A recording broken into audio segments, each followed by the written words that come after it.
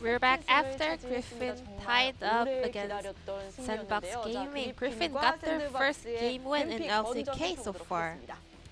제일 Talking about the draft, Griffin 준비를 해왔구나라는 showed 느낌은 what they're 드는 그런 prepared. 흐름이었던 것 같아요. 사실 바루스란 픽 자체가 어떤 의미가 Varus, 있었는지 especially 경기 30 내용적으로 Varus. 내용을 바탕으로 We haven't seen it in a while. 어려운 그런 경기 내용이긴 However, it was a really good champion pick into Zoe, and also Yuko has executed great performance, not dying one time throughout this long game. 샌드박스는 여전히 조이를 SANDBOX still sticking to Zoe. They wanna open outrange fight. However, Varus up against Zoe had a higher range, so Griffin got a better matchup in the end. However, in the early game, SANDBOX was doing great performance. So Summit survived 1v3 fight over here. As soon as Summit dashed forward, 3 Griffin players tried to collapse on him. However, there was an instant backup from SANDBOX players and also Lucian. Summit did the most damage he could, and then Tom Kench came to devour him and enabling Summit to survive. So it was a very stylish outplay on the side of Summit because they were actually forcing SANDBOX players to play around top side.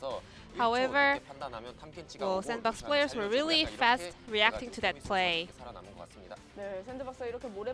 And also SANDBOX was making the sandstorm with the mountain rift. However, we had this fantastic initiation from Aphelios.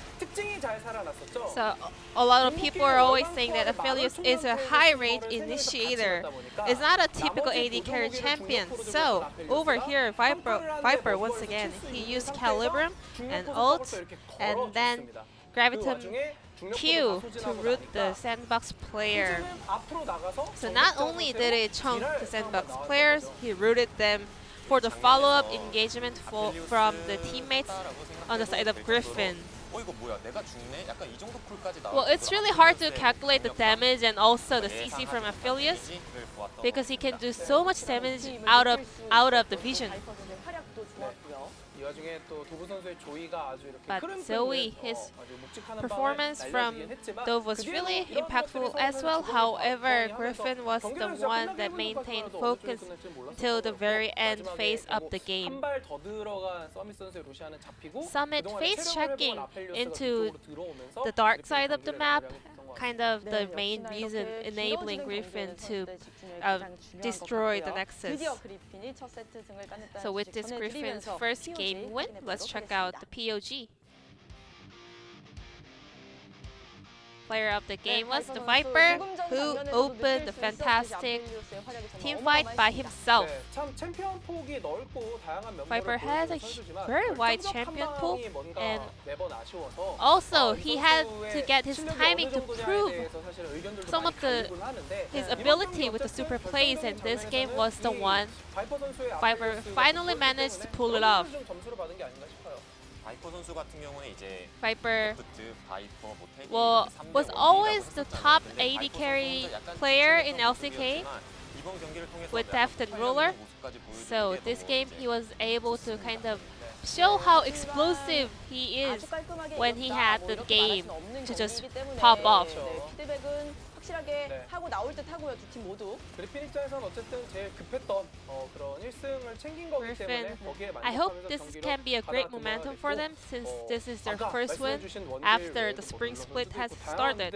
So 7 people voted for Viper as this game's player of the game. And after this long day, we will be heading to the final game for tonight, Griffin versus SANDBOX Gaming, game number 3. Let's check out who will be the final winner.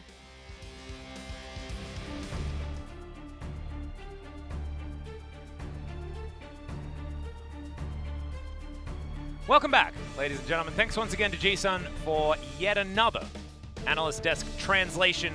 She is on fire so far this season because we've had a lot of long nights. Here it's almost cresting 11 p.m. It is only day 1 of week 2. Ejim could not get here faster. I think I've cast more in the last 6 days than I cast in like 4 or 5 weeks last split. Yeah, I think so. Because I had a lot of 2-0 nights. Yep. And I only cast 2 days. Yeah. So, you know, you count that up. That's only like, what, 8 games a week? but also, we almost had 8 games tonight. The games were a lot shorter then, too. Yeah, that's true. So, this is, we've had 8. Yeah, that's... Congratulations to Viper, by the way, for his MVP. Neither of us agreed with that decision. However, this is, of course, a majority rules system, and therefore us not agreeing doesn't necessarily mean it is not the correct choice. And it did look like he did do a lot of things, but Elodios does a lot of things, and sometimes it's not visibly clear. It felt like a lot of the things that he ended up doing was able to be done through the opponent's mistake rather than something that he himself conducted on his own accord. So I don't think he did bad at all, and I can understand him as the runner-up. Yep. But I personally thought UCal... Well, I mean, UCal didn't die on mid lane Varus and went legendary and had like and Lane Kingdom 96% kill participation and all that sort of stuff. So I would say robbed, personally. But if Griffin win this game, maybe UCal can pick up that MVP and have a discussion about it in the post-match interview. That is a long ways off. Are they going to ban Aphelios? I wouldn't mind that. They certainly have the option to right now. Renekton was SANDBOX's final ban in the first one, but Talia was another one of them. So Tali is going to be taken off the board. She was left up in the first game and wasn't picked, so it's an odd decision to make. Yeah. As Elodios will be locked in. If it's Senatom Kench immediately afterwards, I'm going to be confused. Oh, Gragas. Okay, Gragas is going to be the lock-in. 100% loss rate so far this series. As Aphelios likely to be the pickup here for SANDBOX.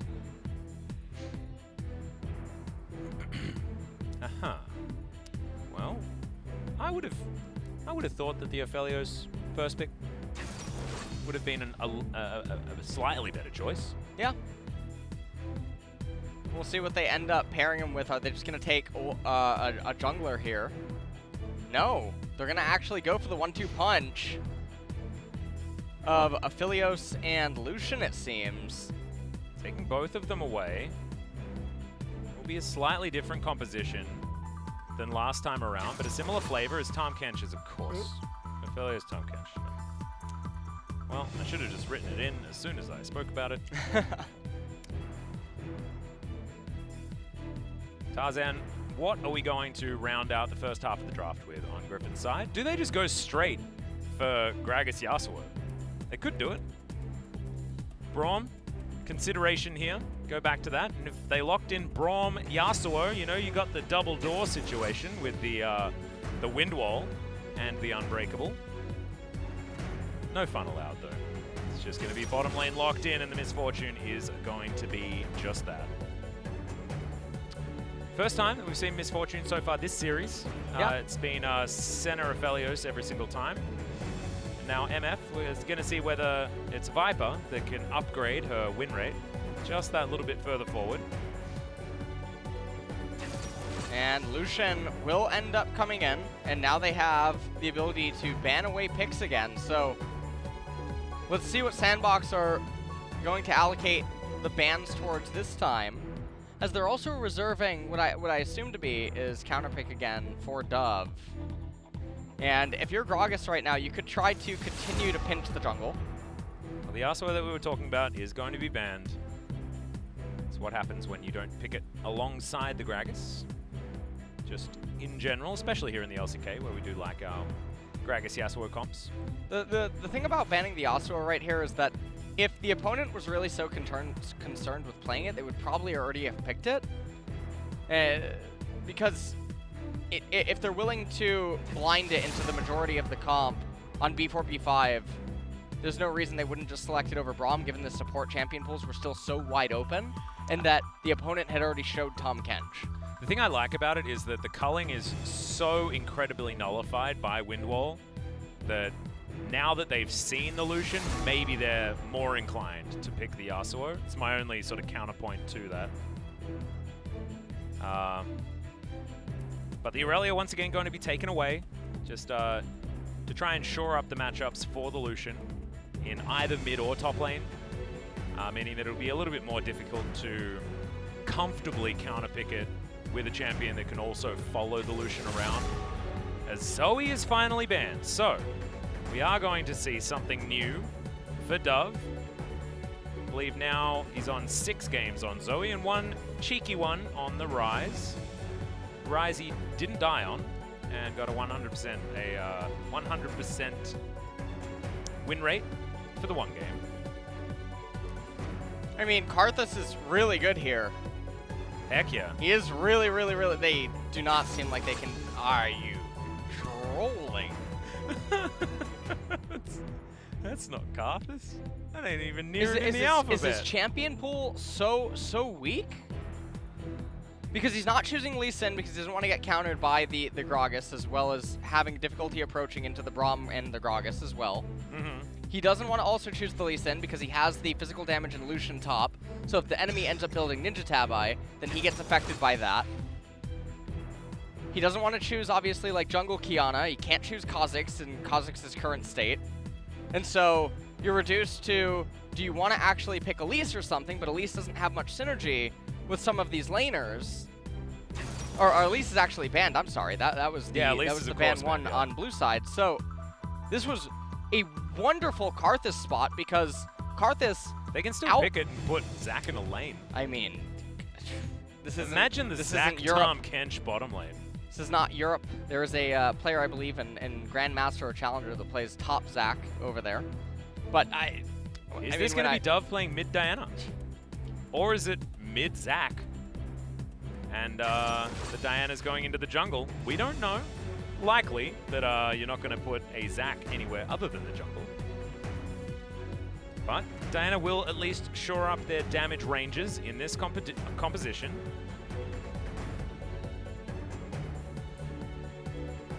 And at this point, you have Zac inside of the jungle, and I suppose you have a way of reaching MF quite easily, but there's just so much going on inside of this draft that...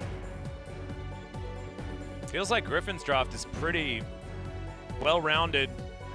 I mean, the Aatrox is pretty mono-red alongside the Kiana, but you do have disengage options with the Gragas. Yep. Similarly, for the Braum. No, don't get me wrong, I think that the SANDBOX draft is still okay. Yeah. It just doesn't make all that much sense to me because now you have a jungler that is basically even pacing with the Gragas, and even if the Zac has really good reach, you were set up so nice for a really powerful AP carry to come in from the jungle. And even a champion like Evelynn in her current state probably would do more here than the Zac, who Cinderhulk junglers, they're really weak right now. And jungle Zac tends to look like support Zac, which support Zac isn't bad, but in the jungle you are trying to get a little bit more value. Yeah. Well, let's see whether OnFleet can make us a believer. Certainly not the style of jungler that he normally picks. He is certainly a early game or bust style of player, and this is not an early game or bust style of champion in any way, shape, or form. But here we are. We're down to it. SANDBOX wanting to try and get themselves closer towards the top of the standings, and Griffin looking for their first match win of the season. The last game was, in fact, their first game win. Didn't really get to talk about it because we were too busy being surprised about the outcome of the game at that point in time. But good to see Griffin on the board. Almost feeling like the Griffin versus SANDBOX matches that we're used to watching, but the context of this has changed so drastically. As it is Majin Buu, we do at least get to talk about Majin Buu. We do get to talk about He chose the correct skin. And Majin Buu is one of the best Dragon Ball characters ever. Yeah. Okay. I mean, he turns you into chocolate and eats you. That's a thing that you do. That he does. That is the thing that he does. But I liked him when he turned good. Yeah, it was cute. Yeah. Buu's very cute. Did you play Dragon Ball FighterZ at all? No, I really wanted to, but when it came out and there were so many people living at my house, and I asked, does anyone want to play this game? Everyone said no. No. Just League of Legends enthusiasts. Yeah, well, I mean, we know. all are those, but sometimes you need to have a little bit of variance. Well, Wolf start here for On Fleek. the only games that I've played that have been different from League in the last couple of years is TFT. Played a bit of Pokemon and as Pokemon. well. Yeah. And that's all that she wrote. That's it. That's your current game pool. Yeah. I've played a few more than that. I really got into my Nintendo Switch. Played a bunch. I'm tempted to buy a PS4 now that Final Fantasy VII's being remade. I just feel like maybe that should be the thing. As we're watching On Fleek. Doing a dual player. Yeah, he does have the smite, of course, so we're a little bit worried potentially, but he's going to be fine. Dove doing the Diana thing where you clear out waves extraordinarily quickly, and then you go into the jungle and do what you can. Get a Wraith Ward, yeah. And now you pull wave 3 and 4 into you, if you want. And we can see Summit is actually setting up very nicely to look for a cheater recall if he wants. So he could hard shove this wave against Aatrox, places the ward so not to get ganked immediately, and then he could recall and purchase a call. And then have the wave come into him and then be in a totally advantageous spot. But instead, we're just going to have him, it looks like, extend the laning phase here against Aatrox. Well, currently Sword has managed to kill 4 minions himself versus the 17 that Summit has. So Summit certainly having a good time of it at the beginning. Zingo's Dove has that E, empowered. Decent trade back there from Yukal, who's trying to terror shape his way around this mid lane, get himself to a decent spot. And speaking of cheater recalls, it's going to be Yukal that grabs his first. He's got Ignite here in this lane, wanting to play as aggressively as possible. And now this is the time that we're concerned, because how much can Summit actually deter Sword from being able to actually pick up underneath his turret? So far, it's been a lot. He's at 11 CS to the 24 that Summit has, and this minion's also going to die, so not great news. On Fleek up towards the top side after taking the Rift Scuttler. He's been farming out very quickly. Of course, Zach has always been a pretty fast jungler. I know you're talking about Cinderhawk junglers, but some of them are just, you know, pretty good at killing the jungle. Well, Zach is one of them. He is currently not going to be able to influence really any of the lanes. He just needs to actually be there to match and counter game. Yeah. For the most part, and allow Diana and Lucian to continue to extend their gold lead through their own,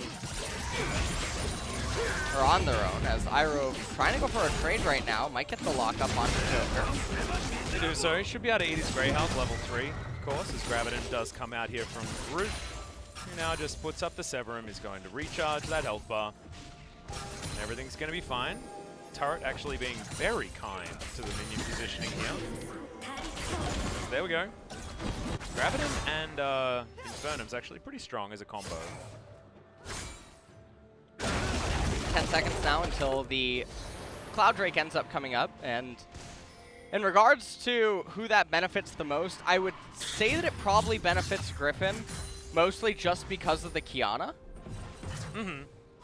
Having the movement speed. Well, the true display of talent. Yeah, up and available again. Up and available constantly is just so valuable. And of course, you're not going to get to the Cloud Soul, so movement speed isn't as much of a thing to talk about here. Let's see what soul we are actually going to be gifted here this game. As you see, SANDBOX, as far as laning phase is concerned, they're up over a kill at this point in time, just from some better laning and some faster jungling. Balmy Cinder was what On Fleek was able to purchase for himself and is only going to continue to get faster around this jungle. Tarzan comes in and takes away his chickens, so it's great. Leaves one cheeky one. On Fleek, I believe, just spotted it. Moving on out. Well. Oh, we're holding the wave. Yeah, this is what I like to see. This is the denial. Yeah, First Cannon one gets denied. Ends up going into the Death Realm, I believe. That's where the dead. Yeah, I think so. Reside, yeah. And these games are very slow in the early stages, almost pretty consistently. And okay, Oh, wait, what? I do like what I'm seeing here. My goodness, Dove. Sometimes you just wait long enough and keep saying the same stuff, and people will end up listening. And I think that he just instantly unlocked it, though. Oh, never mind. Yeah, I think we're gonna let that one go. Not entirely sure, though. I can't see Diana. Well, hopefully we just never look back and we just assume everything was fine. As there are still a few minions there, just hanging out there in the mid lane. Nice. There's on fleek. That's cute. I didn't know you could do that. Do the stretch Armstrong. That's a bit of a boomer reference. I apologize. Oh, don't even know what that Calibrum is. Crescendum. It was an old toy from back when I was a kid. It was this guy that you could stretch. His stretchy arms. You stretched them. Is there any photos of that, or is it before cameras? Oh no, there's photos. This photo. I don't know whether they were digital. But you know. I'm kidding now. I know, just being a jerk.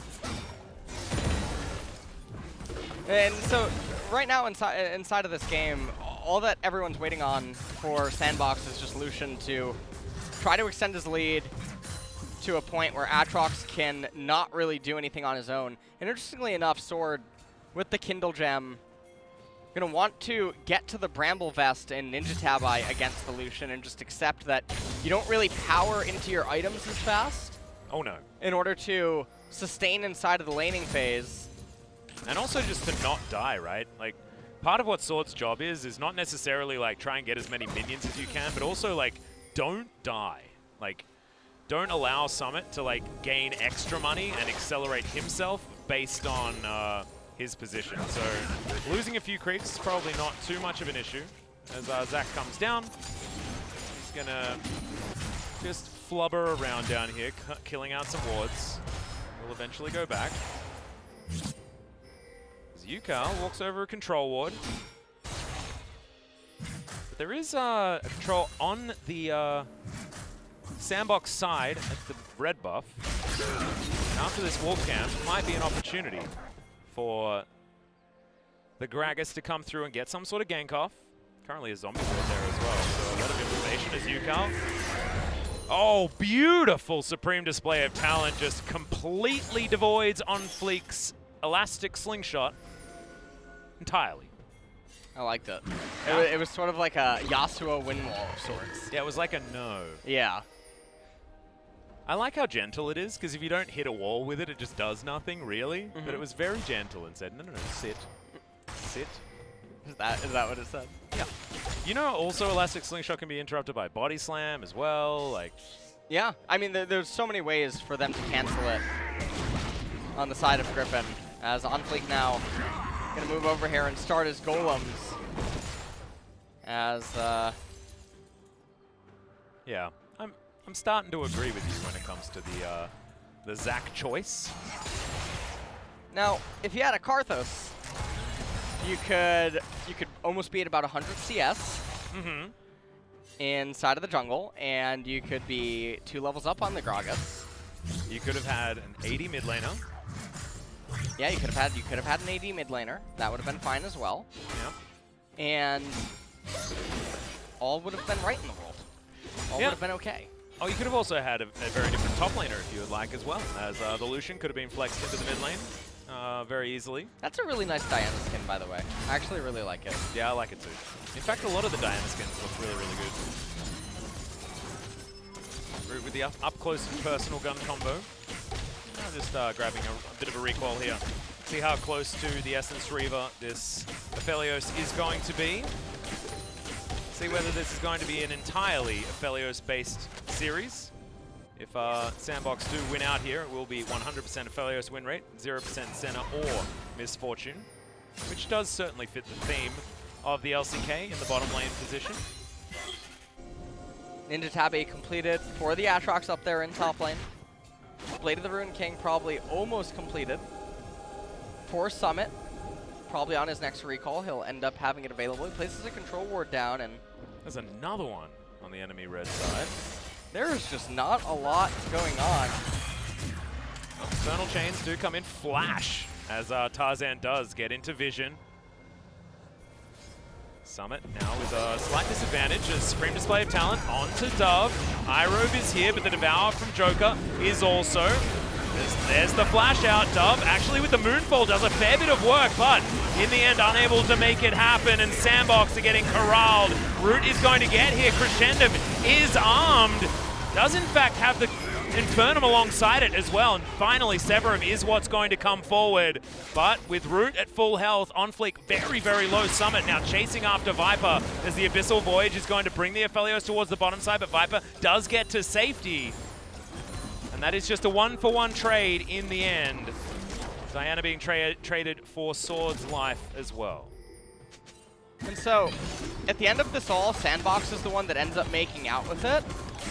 Especially because you pulled away the Aatrox, who had just finally secured an advantage for himself at some point. And now, Diana also crashing in a wave. Diana has quite a bit of CS as well. Did the turret not lose the plate? Yeah, Aphelios going to take a turret shot, I believe. Oh no. Just to get that turret plate. Still did manage to get it. Cloud Drake now going to be started here as Joker going to be able to provide a Rift Scuttler there. Dub should be able to finish that one off. But we're going to check this out once again. Supreme Display of Talent did certainly work out there, and I like the layering with Irobe. And you can see what ended up happening is Tarzan tried to flash through to land the body slam onto Diana. And Aatrox, he came out, but then everyone was clumped up for Aphelios' arrival. And on fleek, almost on point right there with his elastic slingshot. Yep, and that would have meant that Root could have done a heck of a lot of extra damage. Onslaught would have been available relatively soon. I'm pretty sure, although no cooldown reduction, maybe it wasn't going to be a possibility, as now Crescendum Calibrum underneath this turret are just going to be able to slaughter through it. Crescendum does a whole lot of damage if you're by yourself, and can just walk right up to it, and that one is going to be taken, as you can see right there. So first turret going over to SANDBOX, and they've accelerated this game to what feels like SANDBOX level right now. 2,600 gold. And this is one of those games where SANDBOX can just do SANDBOX things and go for overly aggressive trades that, you know, in an even matchup, you wouldn't be able to do. This is going to be an interesting transition at this stage. Diana and Lucian are already completed. They're fine to do whatever. Aatrox still going to be a couple minutes away from completing that Black Cleaver. Qiyana, not sure how close she is to her first lethality item, as well as Root now making his way into the mid lane.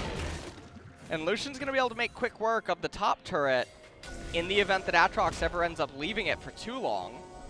Yeah, I'm not going to be able to at the moment, as double teleports were utilized in that last team fight. Still have 50% of their cooldown remaining.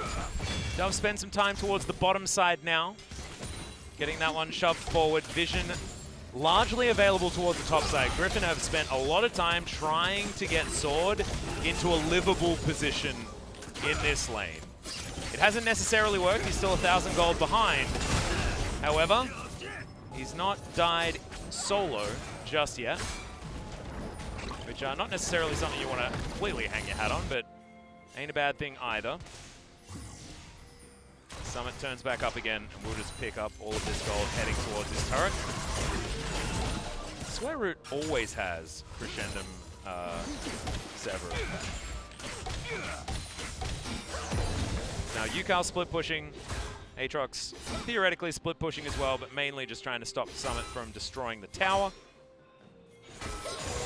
Let's see whether Yukal can carry this game as well. He had a great performance on the Varus. And now with Qiyana, I feel like Kiana's very feast or famine, you know? Like, you can either do a whole lot or nothing at all. And against this team comp, she's going to be a little bit more hard-pressed to come up with anything, mostly because of the Tahm Kench, but also Aphelios and melee range. This is going to be a pretty good champion. Diana eventually going to be tanky and durable as well, so Qiyana's still going to need a lot of time. Lucian, obviously, is someone that she can eviscerate, especially in the side lanes if she gets the leg up on Summit.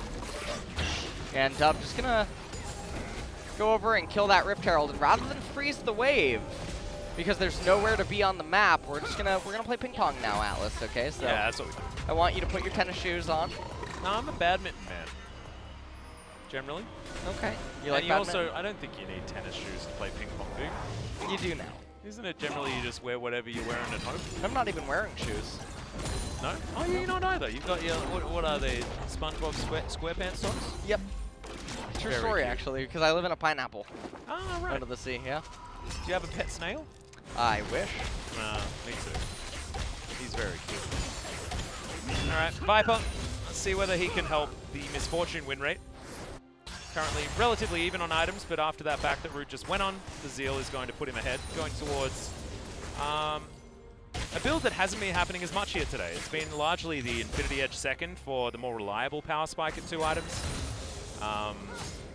This time around, though, Root heading towards the Runan's Hurricane, wanting to have a little bit more of that attack speed, and of course the AoE damage does really power up Infernum as well, because you get the Infernum passive damage off the Phantom Bolts. And also, 15 seconds until, okay, hold on. Goes on fleek. Can't collect the arms, connect the arms to anything as the Unbreakable, yeah, 1 element ability. Summit, not exactly the target that you want to be throwing the culling into, and now Tarzan thinking about the re-engage. Dove moving on over, will find Yukal. No real opportunity for an ultimate. Does chunk Dove a little. Now Redemption to the mid lane. Irove going to just give himself back a bit of health. I don't know how this fight was so long range, but it was. Non-Flink will have the Elastic Slingshot once again. Sword gonna get licked. Thinking about eating back forward, but there's the Moonfall. Graviton was there, I believe. But On-Fleek now gonna get taken down into the passive. Goes Golden beforehand. Will buy some time. Supreme display of talent avoided by Root somehow. That was an incredible flash. As the Onslaught doesn't really do too much, and the Zac is going to be the first to fall down. Dove already flashing out of this fight, and Griffin should probably just cut their losses and disengage. As it looks like this outer turret in the mid lane is all but dead anyway, but no, Summit has to flash to get himself out of the way. Yukal won't find the Q as the Infernal Chain's not going to pull back Root, who's Crescendum. Not able to do the most work here. Didn't quite have optimal weaponry. Viper going to go back, but the Mountain Drake will be the spoils. Gifted over to Griffin after that success. And Griffin winning this is actually super big for them. Had it gone the way of SANDBOX, that really does a lot in helping, as small as it is, against the champions like Kiana. And so, SANDBOX, in response to the Mountain Drake capture, they will capture mid-tier 1. Ocean Soul sounds incredible with the SANDBOX lineup. Given the consistent damage availability that they have with Lucian and Diana and the Aphelios. Even On-Fleek wanting to get that regen so that he can Elastic Slingshot in, try and get out, and then do it all again after he's lost a bit of his health bar. Certainly would be effective. As Shirley going to get taken down here. Look at all of those chakrams. That's a lot of chakrams. It is. And Tom is going to end up eating the Skull Crab, which is a little surprising. He was hungry. Yeah, he was, I guess. As Stone Plate is going to be the item on Zac, so... I believe that's why he took Inspiration second and got the free stopwatch. We check out this fight once again. Good flash of the sword. Unfleet goes in, ends up blowing his stopwatch. Dove tries to follow Yukal, doesn't achieve anything, also wasted his Proto Bell. And then Sword trying to do something to Dove, not quite able to. And you can see Summit, he's itching to go in. Oh yeah, but the important thing is he didn't. Yeah. So he's learnt from his experience in the last game. Going to be holding on a little bit longer before going for those very aggressive engages. See, he's already been able to do some work. Gets donated the blue buff here. Dove not worrying about it too much. I wonder what that Fiendish Codex is going to turn into. At the moment, it looks like Zhonya's second, but it might also be the Nash's Tooth, which is just so good on a Diana in general. Will allow him to chunk through turrets very effectively. Now got a pseudo-siege situation as Sword now looking for the knocker. Stretch Armstrong, nothing to attach his other one to. As Shirley going to get a big charge into the mid-inner turret. Root will take a turret shot, but Severum helps keep him alive. Oh my goodness. There's the Moonfall. Sorry, the Moonshot. Moonfall's the other champion that's coming from the mid lane, and Sword's dead. just gets chunked out. Burnham's going to secure it. Calibrum now attached as UCal looking to try and get this 1-for-1 kill, but Dove gets the reset, gets the lockdown, and Summit's the one that gets the kill. Really like that from Dove, the good turnaround. Even still had his stopwatch, so obviously thinking that it wasn't even close. Yeah. Baby. And now SANDBOX, they're turning their sights towards the Baron, 20 seconds on the Kiana and the Aatrox. And even though Sword has teleport, I'm not really quite sure what it's going to end up doing. SANDBOX, they're doing it a bit slow. Again, this is a pretty early Baron, even though you do have Aphelios. Well, Elastic Slingshot going to come down. This is 3 versus 5. The door is set up. The bullet time, gigantic onto everyone as there's no passive left available for OnFleek. Now Joker is incredibly low. Sword looking for his way in and finds the first Q onto the Tahm Kench. And now we're strutting our stuff, looking for the rest of the members of SANDBOX, but Viper only able to find 2. And now Griffin are going to be the ones to start the Baron. And this is just how they lost game number 1. SANDBOX, there was no reason to pull off the Baron that early and go for that Leroy Jenkins Zac play into the backline especially. Oh, great avoidance there from Griffin. Moonlight Vigil did absolutely nothing. Moonfold also absolutely nothing. Not sure what Dove was hoping to achieve in that moment. The culling. It's now Summit's turn to try and get something done, but the Baron is going to go over to Tarzan. Oh man, SANDBOX. Wonder whether this organization has a baseball team, because maybe they could think about it. You think they'd be very good throwers? I think so. I think they'd be really known for their pitching. Yep, there would certainly be some pitching power on this squad. I'm going to have a look at the replay once again. Moonlight Vigil was what I was looking at. Was doing a lot of damage there with the Calibrum and the Infernum. Yeah, Sword ended up dying, and then at the very top, Dove just able to handle UCal and live with the slightest amount of HP, and this was completely unnecessary to go into that narrow corridor against Braum and against MF when none of your short-range champions can follow. It was I don't even know, that was like the movie 300. Yeah. They just didn't quite know what they were heading into. So SANDBOX now, I mean, they're not out of the game yet. In fact, I would say that they're even still slightly ahead of their opponents, even though they just gave away Baron.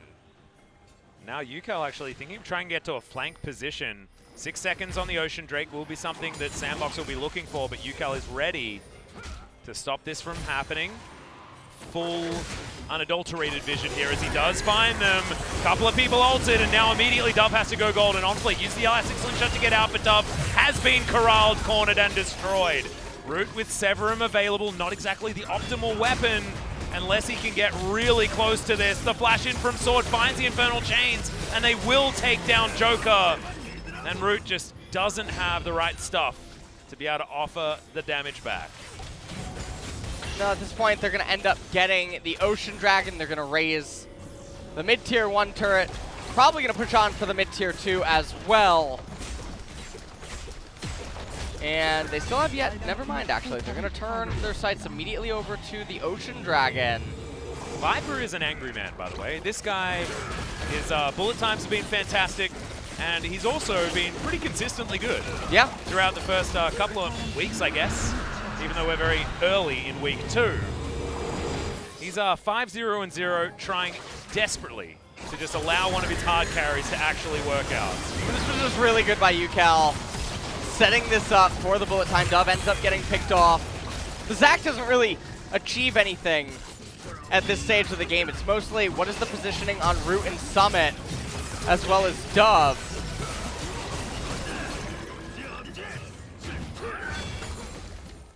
And, all right, well, 4 minutes until the next Dragon's going to end up coming up. Baron buff about to expire.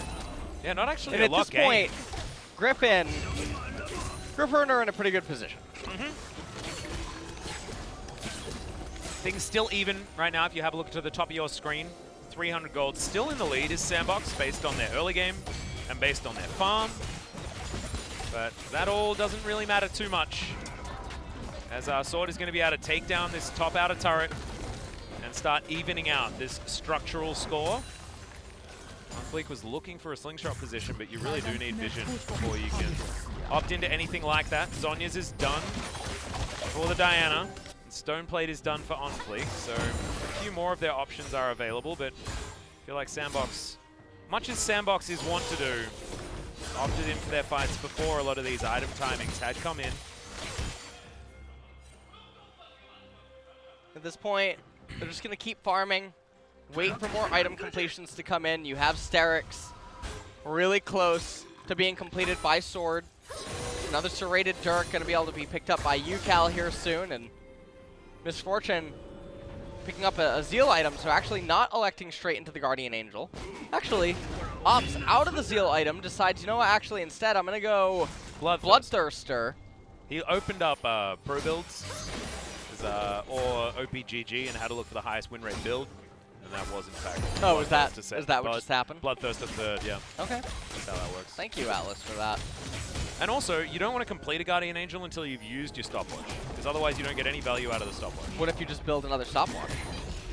But then you spend an extra 600 on the stopwatch, and you have the same conversation about the follow-up stopwatch. Does that make sense? No? You know what? You're not picking it up?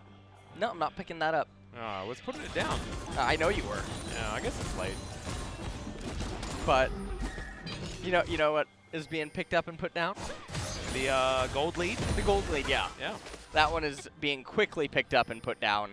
UCal was already backing as he missed that cannon creep. As they, yeah, I mean, That's they are acceptance right there. so neck and neck right now. In this game. Yeah, this is the first time that Griffin, I believe, has actually had any sort of lead in the gold. SANDBOX certainly had control of the early game. But we've seen this so many times for Griffin. They have been able to fight back. They've seemed like they've had this really stable mid-game where they have the control and then something goes wrong and a disconnect happens. It didn't happen in game number 2. That was SANDBOX special delivery video game victory over to Griffin. However, will it plague them as the end of this game does come in? Tarzan's popped the Predator. They're looking to enclose onto Dove.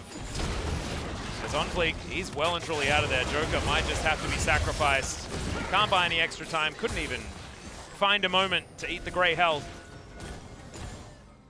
And I'm not even going to blame Joker for that. As Dove being out of position, not a lot of vision being available here for SANDBOX. Looking like a bit of a face check. Opportunity for the top side, but UCal gets out of there. Doesn't want to take on 2. Now Baron being alive, they've waited out all of the blue trinkets. SANDBOX need to get to this pit. UCal shows himself. Root going to be able to take down the big chicken. Now OnFleek, just a quick hop over the wall. 40 seconds until the Ocean Drake ends up coming up, and even that isn't really that threatening regardless of who gets it. No matter what, we're going to the 35, 40-minute mark yet again. Yeah, it's been one hell of a marathon this evening. And so the games are just so long. Yeah, and I think it's... And it doesn't seem to matter what kind of comp you draft. True, but also I feel like these two teams, just stylistically, lend themselves to long games, because SANDBOX struggles so much if they get to this stage, right, where they haven't snowballed the game out of control. They're a team that either like wins now, yes, or either never, or at 55 minutes, you know? Okay. 55, don't scare me like that. Griffin could still win, of course, and they are in fact still staying very, very close. They're threatening an Ocean Soul coming up next, and they have a composition that can definitely go toe-to-toe with SANDBOXes as they progress further into the game. I feel like we're missing, in this series, we're missing those games where one of the teams is so clearly early game focused and the other one is scaling. We just straight up have not had that. We just have double Sinner comps. Yeah. And when they're both Sinners, are any of them Sinners, really? And take a look at something. I mentioned this in the champ select. Take a look at Zach right now. What level is he? He's level 12. Okay. How many items does he have over Tom Kench? I don't know whether he's got any over Tom Kench. Well, that's the point. Yeah. He is basically a second support, but doesn't have anything obnoxious going for him like some of the other tank junglers. Yeah. And so it ends up just feeling very, very lackluster. His Knight's Vow is on its way, I believe. Like, Gragas is so much more valuable in a spot like this. It actually is support Zac. It is support Zac. It's 100% support Zac. We've got Diana and then 2 bottom lanes. Yeah. That's what this composition is. As I swear, I've seen OnFleek only use his Elastic Slingshot to escape throughout this entire game. Viper and Summit now going neck and neck when it comes to the Joker is experience. ahead of OnFleek. Yeah, OnFleek is the lowest level in the game. That's impressive. It is impressive. Tarzan, you know, not too... No, he's really far ahead, actually. He was a level 14. But they're the same way towards their next level. Yeah. You know? Which means that it's exactly 2 level difference. Yukal, now towards the top side, will be able to shove this wave in, but Dove is just going to bounce it back to him. Volleyball in the side lane. And Sword collects another lane on the bottom side and does the same thing. We're just zooming in on Tahm Kench, things like that, who still hasn't got out of his birthday suit yet. The most exciting moment of this game is watching Root kill a red buff extraordinarily fast. That was a very, very quick red buff kill. You know what else I like here is how the Diana Oblivion Orb actually has value this late into the game. The enemy team has 0 mana resistance. But take a look at Miss Yukal building a Edge of Night. What? That's weird. Oh, he's going... He needs the use. Yeah, he needs it for the MS. Yeah. Okay. Atlas, please. We're just waiting until Ocean Dragon. Okay. Yeah, fair enough. Yeah, 2 minutes. thanks. We got 2 minutes. 2 minutes, and then it's going to be there. You looking forward to the next few days? You hoping that we can run the full gauntlet, get as many as possible? I just hope every day is 6 games. Yeah. Yeah. That's what I'm looking for as well. We can actually have a look at the schedule here. See what's coming up next. No, I can't really find it. We're not going to do that. It's under way too many papers. Yeah. It's I had a look at the clock in the meantime. We're at 11:30, and that's not my rustle through my papers time. That time has passed. That's 11:20. So unfortunately, we're just not going to be able to have a look at the schedule until after this match has concluded. Our attention will have to remain here. And the beautiful Ocean Rift is on fleek yet again. Nothing to Armstrong to. Quite sad. SANDBOX all grouped up as 5 members. And Yukal waiting off to the side. I actually like that positioning from Yukal. If they were all going to commit to saving this inner turret in mid, he would have been able to get a possible flank on this area. And now Vision given over. SANDBOX doing their due diligence in order to make sure they're not caught out with Yukal missing on the map. Mortal Reminder completed by Viper. He's got 4 items still with a 700 gold bounty. Ardent Blaze, I believe, just spotted Yukal, which is why someone was able to shoot the control ward. Sends another one in there. And we're just constantly playing ping pong back and forth. And the thing about this is, sure, Philios and MF are really just growing stronger, but this is just going to come down to one climactic fight. Yeah. And we're all just building to one moment. Unless Griffin pull a full-on SANDBOX,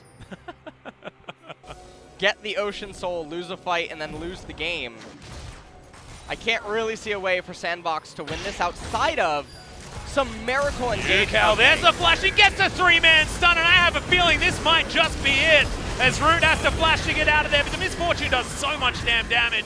Dove wonders where everyone went, and OnFleek is running for the hills. Joker just walking up the mid lane, trying to extend this match as much as possible. Viper comes on over, Sword's able to grab that kill. Meanwhile, the Zac is dead.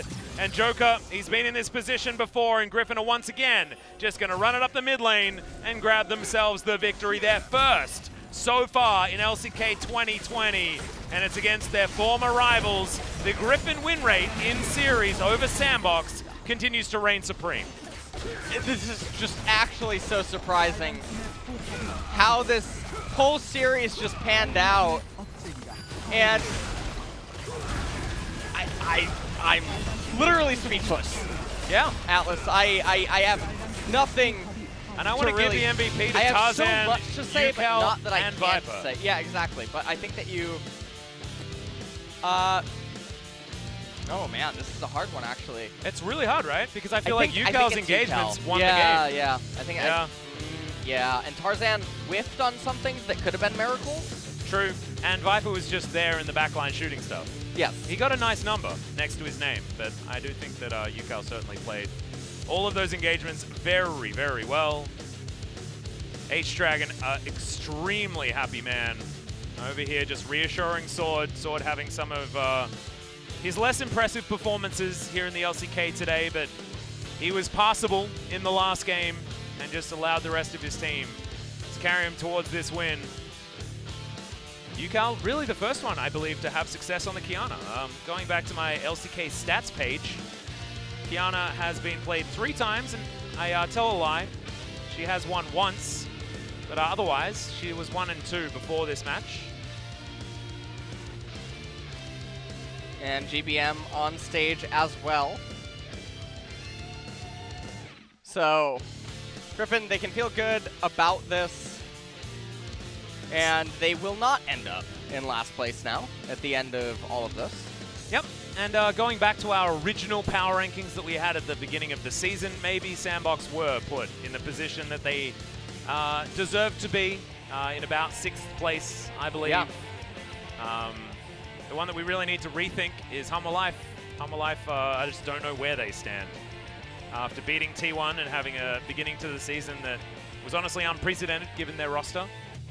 But sometimes when so much changes, and so much has changed here in the LCK for 2020, it's very, very hard to effectively rank how well players are going to mesh together, how good the communication is going to be at the beginning versus how good it's going to be towards the end, what is the ceiling, and what is the floor. Like, it's very, very hard.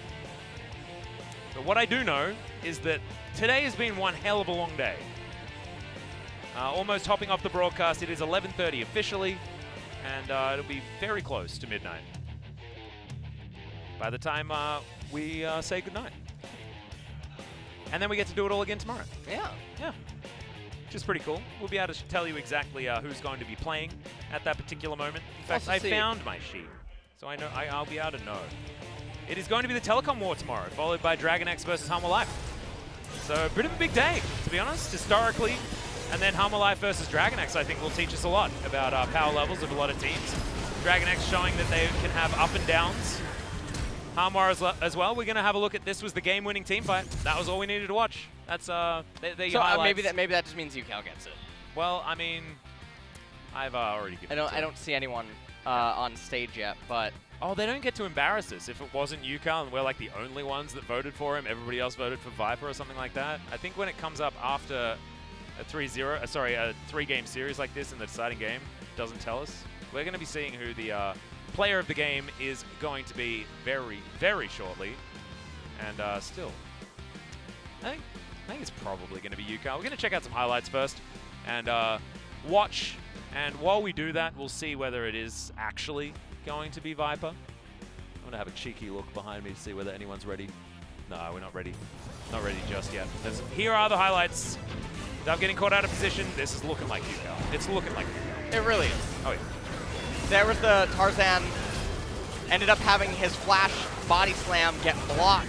Viper dealing so much damage from the right-hand side, but Root did end up arriving. Summit was trying to do so much, ended up missing the culling. Yeah, it was the heal out Viper. from Yeah. Viper. Allowed him to get position. Moonlight Vigil doing absolutely nothing. Sword just actually baiting them in that particular moment. Monfleet took a long time to go down to his passive, but it was inevitable that he was going to die. This is another Aphelios game where he just couldn't find the angles, couldn't find the moments. It was Hybrid earlier today that also suffered from that. Yes. And, I mean, one of the other things here is that it mostly is Aphelios and Diana versus the world, because Lucian is really good and slippery, but he's going to have trouble finding the angles too, and so it's only going to be Diana and Aphelios scaling. And then they have a champion that does negative damage. It actually probably heals the opponent, Zach. and doesn't really provide any CC or anything worthwhile. I didn't see his ultimate all game. Really? I just didn't I mean, see him all game. He was flubbering around. But I think that R4 Zac pick is probably, I mean, it's up there with Tom Kenchlockins, but I actually feel like it was worse. I mean, to- at least when Jelly picked it in our previous series, he showed us why he Yes. picked it, right? Whereas this Zac pick, you needed a magic damage jungler in this spot, and you went with Zac, and it just makes he no could have gone sense. AP Shyvana. He could have. That would have been you know what? absolutely that fine. That would have been interesting as well. But he needed some sort of impact, some sort of damage, and also some sort of clear in Evelyn- order to get himself into positions to put Tarzan behind. As this was the game-winning moment, largely off the back of Yukal. He saved KT, he got score, his one LCK championship that had been eluding him for so long. And now he's looking to join this Griffin roster, try and finally get them towards their international victories and the domestic victories that they've been so striving for. Yeah, they're basically calling to end the game right here, saying to push. Well, actually, I mean, I think Griffin have had titles stolen from them every single time so far. They have. Oh, you know and so who else Yukal's was coming up? in to save them again. This storyline's beautiful. Echo is available as well. Oh yeah, Fiddlesticks, Well, Fizz, slow down. Zillion Jungle. Slow down there, Atlas. I mean, we just saw Zac picked on purpose. Yeah. I mean, Lulu Jungle, bring it back, Spirit. I just feel like there are just a lot of other picks that could have done a little bit more. However, as you can see, this game was SANDBOX in the lead by up to 4.5k. Oh, at least very, very close by the 20-minute mark. And then after that, in the bin. Yeah. Everything out the window. It didn't work out. So, Griffin able to get the 2-1. I was actually... So at the beginning of today, my expectation was... And this is when I was just sitting down having a chat to the observers. I was like, it should be a 2-0 for Afrika. Definitely wasn't the case. It was a very long 2-1. But I did expect this to be a Griffin 2-1. I just didn't expect it to go this way. And I'm never going to make predictions again because, hell, maybe I'll be right. and then this happens. So I apologize to everyone. I feel like I've been, getting in trouble for that a little bit tonight, where I'll say something and then immediately either the exact opposite or the thing that I didn't want to happen happens. That makes sense. Maybe I should just not say anything. You know, how about... Would be hard to be a commentator. We could have a silent cast. Ooh, that'd be cool. Yeah. Is that a working from home day? Ooh. I guess. Yeah, kind of. Maybe. It will be Yukal. I wonder how unanimous it was. I don't know how. I don't know whether it is going to actually come up on our screen, but he did play the key points very, very well. I like that he was 0, 1, and 6 and still gets the play of the game. Yeah. Because he up. was the most important. Yeah. And honestly, I celebrate those that do things. And Yukal does things. I mean, it was something. It was a game. MVPs, it would have been okay if it had gone Tarzan, Yukal, or Viper this game. It was fine. And that means that Yukal will be on stage as part of the interviews as well. And it will be interesting to hear from the Griffin players as well, talking about the difference in coaching staff. I don't know what Mina is actually going to ask them, but we will have G-Sun there to help translate that MVP interview. And yeah, Griffin, it'll be good to have a check-in after their first match victory. So let's waste no more time. Let's throw it over to G-Sun for that translation. Thank you very much, guys. This is Season with the Universe Translation, and we'll be hearing from Viper, Yukal, the POG from Griffin. It was a long, long day. How do you feel right now? It's been a while to pick up a win, so I'm really happy. I never thought that winning would be this happy. And Yukal, you are now with a new team. You might be feeling a lot of responsibility, but getting the first win was not easy. Up until now, we were on a losing streak for 2 matches. So I felt sorry for my teammates. So I prepared really hard for this game. So it's really meaningful for me that we were able to get this win today. So let's talk about game number 2 first. So Varus on mid lane going into Zoe. So we wanted to find a champion with a really high range and also good skill shot. So that was thanks from GBM, our coach. Maybe that was the meta champion when GBM was the pro player, right? So actually the attack speed rune is much better than the Comet, so I think it was a really viable pick. And Viper, your performance on Aphelios was really powerful. Well, Aphelios versus Miss Fortune is a mainstream matchup in the bot lane, so is MF the best answer into Aphelios? Yes. I think Aphelios and MF will be the top tier champions so nowadays. Those will be the mainstream matchup in the bot lane. And Viper, your performance on Aphelios was on point. How long have you been practicing on it? To be honest, I'm not. Well, playing it well or being used to the champion doesn't really matter because Aphelios champion itself is really strong. However, your performance on that champion was on point, especially the way you initiated that team fight. Zoe was coming in, so we just lended my skills to Senna and Gragas, but it was just too powerful, so the player just fell. Then what's your favorite weapon comp for Aphelios? I like the Crescendum because like shooting it is really exciting. And Yuko, you got 12 votes. Perfect vote for game number 3. What kind of feedback went back and forth? We wanted to go with the draft and plays that can kind of make the best out of our performance and play style. And also our performance is improving, so we were able to get the win in the end.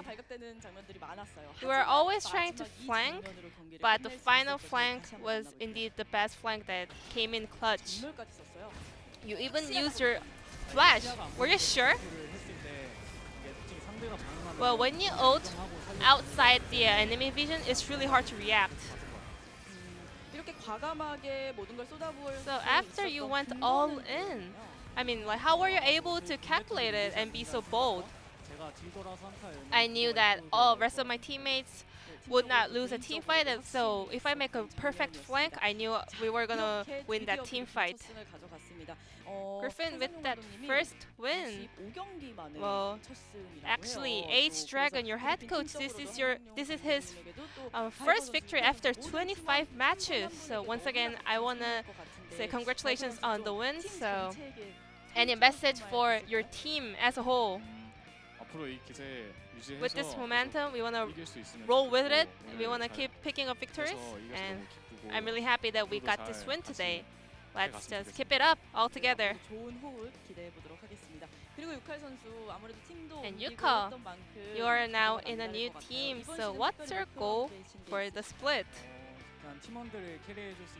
I want to be really good, so good that I can carry my whole teammates, so I will keep working hard. So this will be the end of the interview with Viper Yuka from Griffin. I'm going to pass it back to our casters. Thank you.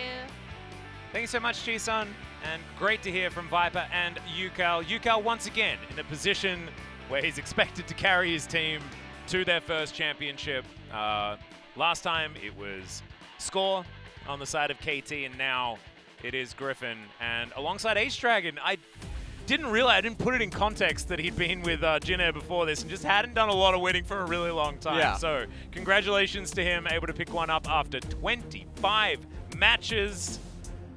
My goodness. They are going to switch around here as Griffin and SANDBOX very close. Although, I mean, close but not that close. as KT and APK still with a lot of work to do alongside Griffin to get themselves back. But -3 points is pretty odd. It definitely is. And Griffin, it's a lot of 0-2s, and then winning a 3-game series really doesn't help get you back towards positivity. Freaky, you can see, with their 3-match wins, are on a 3-0 record, but with the fact that it's been a little bit shaky, it is certainly an opportunity for some of our other teams to really come up and push them off. And DragonX is one of those teams. If they can get a clean 2-0, it will mean that they will be able to challenge for that top spot. The Telecom War is coming up first, though. And KT versus T1 has had many evolutions over the years. Yes, and the question for me is, how is T1 going to perform against a KT that is still clearly struggling? Yeah. And then the D word again, drafts. Yes, exactly. T1 has had 6 losing drafts so far in 2020, and this is not including Keswick Cup, where things got pretty interesting there. Well, they're allowed to come out of the hyperbolic time chamber now. It is week 2. It is time to start winning. We'll see whether they can. We'll see whether KT, you know, behind Kuro, behind their weird Afrika lineup or whatever, it is going to be fun. But we will see you there for it tomorrow. Good night. I am ready to take it on. You told me to be myself and never feel alone. You're all that I want, you're all that I need. If I was ever in the dark, I'd see. You've always believed and have faith in me.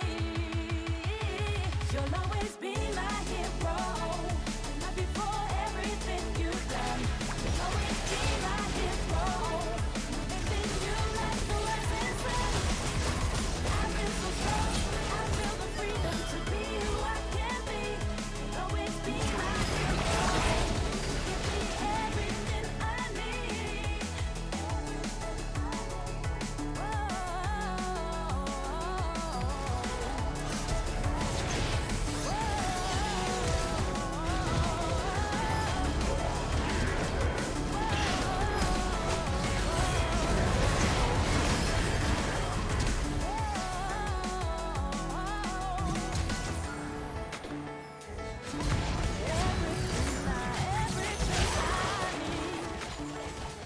You have faith in me.